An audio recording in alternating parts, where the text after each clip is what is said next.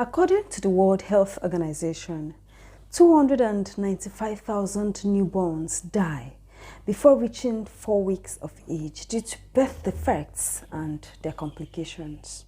In today's video, I'm going to be sharing some tips on what to look out for once you deliver your baby.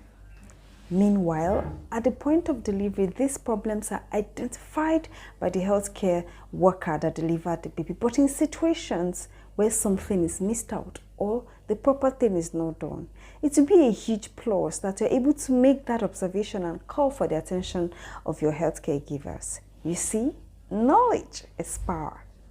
So stay with me. Let's do this together. Right from birth, some babies have problems. These babies have what we call congenital anomalies. What this means is that whatever problem identified at the point of delivery started right inside the womb, so they are born that way.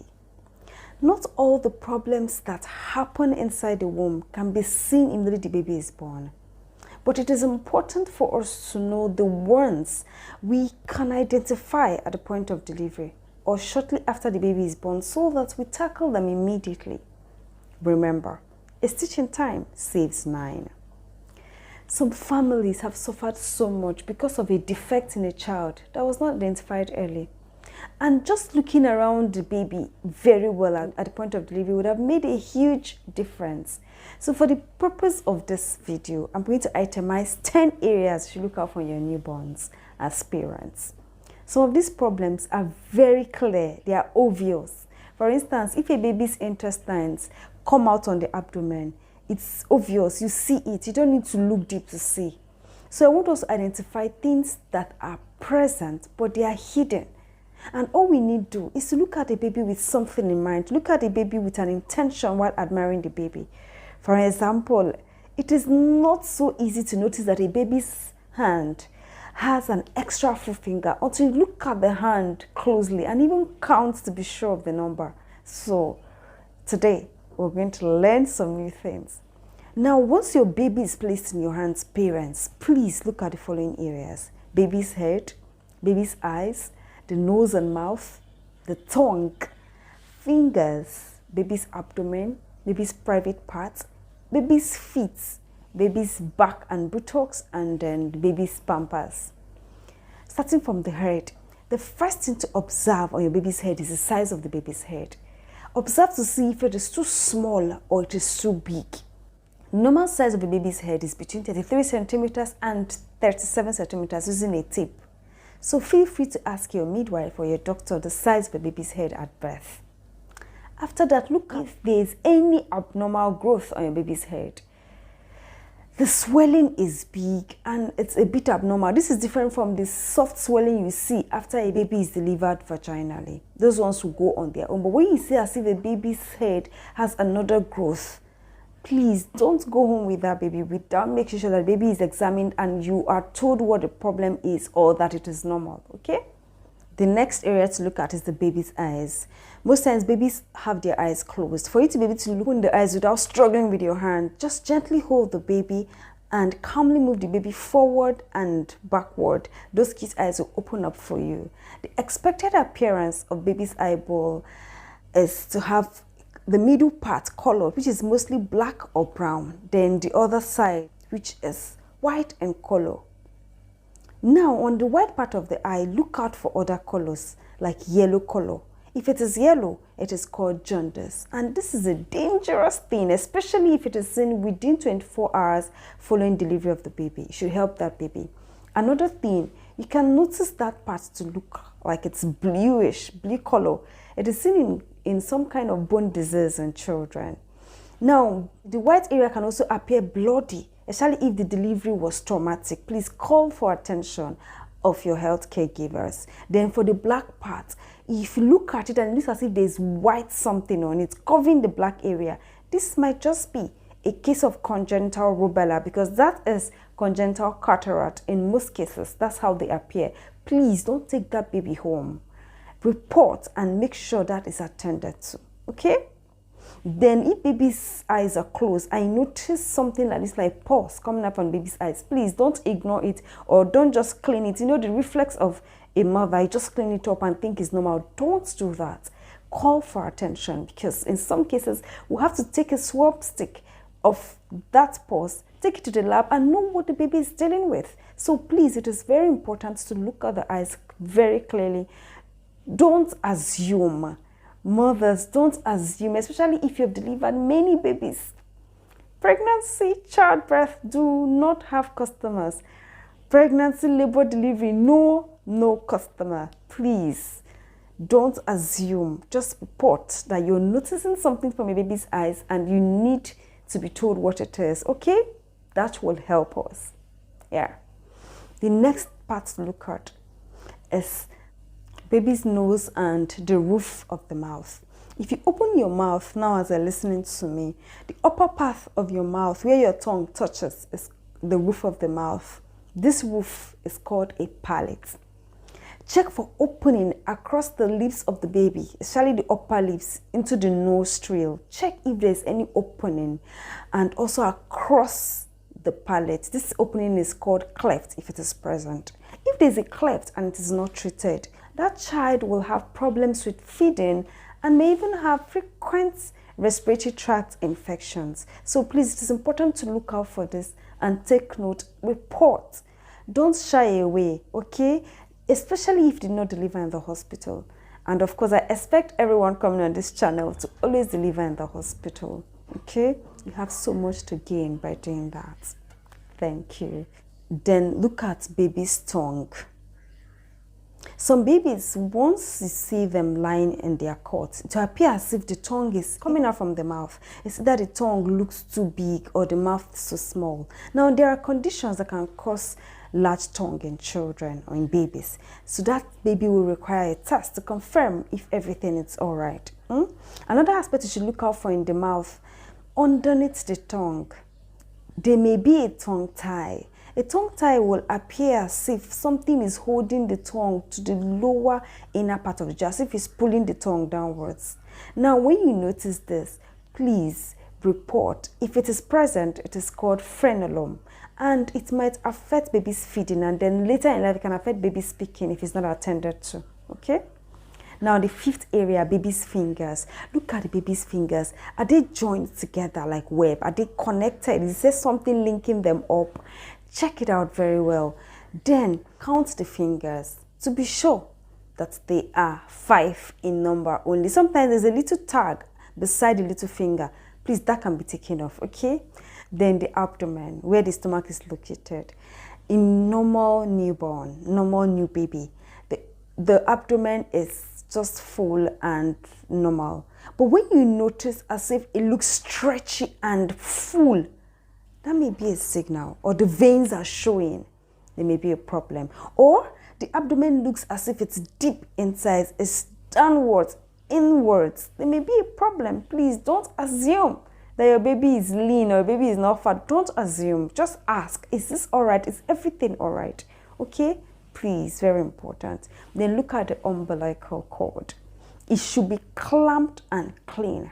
If you notice any bleeding from the tip of the cord, please don't assume.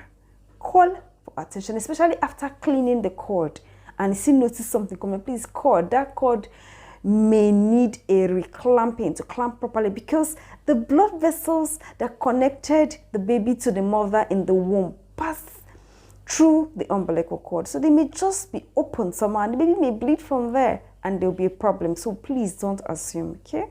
Thank you. We're going downwards, baby's private part. Now, parents, listen. Every baby should have a clear sex organ. The child is either a female or a male baby. Anytime you're not sure whether it is male or female organ, please call for the attention of your healthcare giver. It is most likely a case of ambiguous genitalia.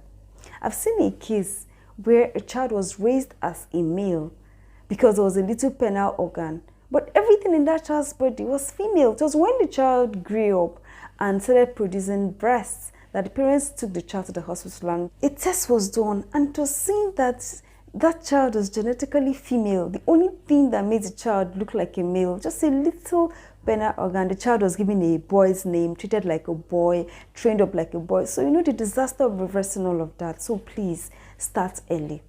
Now for male babies, look at the penis and try and observe when baby is urinating. Maybe while giving the baby a bath or changing pampers, delay a little to help you know where the urine is coming from. If the baby is weeing from the tip of the penis or the side or body of the penis. This check must be done before circumcision, because if the baby is not passing urine from the tip of the penis, the baby may likely have what we call hypospadias, and that baby should not be circumcised, because the skin we remove at circumcision, called the foreskin, will be needed during the operation to repair the abnormal opening. So please take note of this. For female babies, don't circumcise your female babies. Just notice that this is a female baby. Look and be sure that the sexual organs are there. Okay? Look at the size and everything, and that's it. Now we're going down. Look at the feet of your baby. Try and place the 2 feet on your palm and be sure that both of them can rest equally on your palm, okay? Please do this while the baby is lying in bed so you don't drop the baby mistakenly. You want to know whether the 2 legs are equal in length and size, no obvious shortening, okay? And then look at the joint at the end of the leg before the foot begins. This part is the foot, right? Before it begins, this part in the leg is called the ankle joint. Look at it. If it is too curved or if it is too stiff, the baby may have a condition called club foot. Now, do you know that 100,000 babies are born each year with club foot, and if untreated can cause permanent disability, and that child will not be able to walk well? Meanwhile, just taking care of it at the moment of birth can just help to repair it and maybe walk normally, and no one will know that that baby was born with club foot. Okay, then go down to the toes. Look at the toes. Hope the toes are 5 in number. Are they joined like web? Are they open normally? We said the child be able to walk. Take a look at that and note it. We're done with the front part. Turn the baby and look at the backbone from the neck down to the buttocks. Check if there's any swelling, any opening along the backbone. There may be a swelling covered with hair or even a dimple. Look at the back well and check and make a report. If you see any opening, it might be a case of spina bifida. And research has shown that mothers that take folic acid tablets before pregnancy and during pregnancy will have a reduced chance of having babies with spina bifida. So please, take your folic acid tablets, okay? Then check the buttocks, the anus, where feces come out from. It's important. Do you know that some babies are born without an anus? Yes, no opening at all. So please check before you leave the hospital if that place is open, especially if baby has not passed feces or you were discharged a few hours after delivery. And that leads us to the next part, the pampers. Check baby's pampers. Some babies, immediately after delivery, while you're cleaning them up with oil and all that, they pass feces. That's beautiful. Some babies, few hours later, you have to change the pampers. They have passed feces. Some other babies, after 24 hours, nothing. Do not let 48 hours go by without having your newborn pass feces. There may be a problem and make a report. In fact, in some settings, in some parts of the world, 24 hours after delivery, once a baby does not pass feces, that child, that baby is taken for some lab tests, some scans to be sure that everything is normal. So note that, and also be sure that baby has passed urine. So observe your baby very well. Then after the pampers, please look at your baby very well. Look at the color of your baby. Is the baby blue? Some babies look bluish. It's a problem. Something might be going on in the heart. The normal color of a newborn is pink. Don't look at the hands and the feet. Just look at the general body color. Look at the lips. Look at the face. Look at the cheeks. Just look around. Baby's color should look pink. Okay? Yes, please. If not, alert your healthcare givers. The baby's cry, is it too weak? Is baby crying too weak and not, being all right, or crying for so long? Don't assume, especially mothers have delivered more than once or more than twice. I beg you, I'll repeat it again. Pregnancy, childbirth, puerperium, do not have customers, no matter how many times you've visited this process of life, please don't assume, okay? I hope you have been able to pick up some useful information from this particular episode of our health talk. Now, let me tell us why we have to look out for these things that we mentioned. You know, if a roof starts leaking for the first time, it is usually a drop falling off from the roof.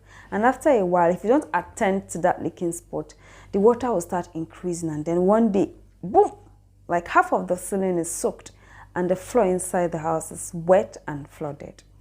The importance of looking at these areas we mentioned is that the earlier you identify the problem in a baby's body, the easier it is to take care of that problem. Please know this. Ignoring a health problem does not make it disappear. It will only worsen it.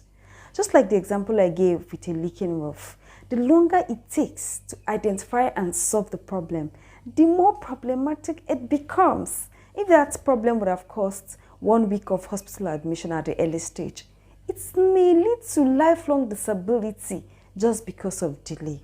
For instance, if a baby is noticed to have jaundice at the early onset, blue light and some therapies will reverse it. But if there's a delay and the jaundice enters baby's brain, that, my friend, is a damage for life. In fact, get to watch the health talk I did on jaundice, and you'll understand what causes jaundice and how to prevent further damages that will result from it. Once again, it's your favorite healthcare person, Juliana Ome. I love you all. Thank you so much, and see you.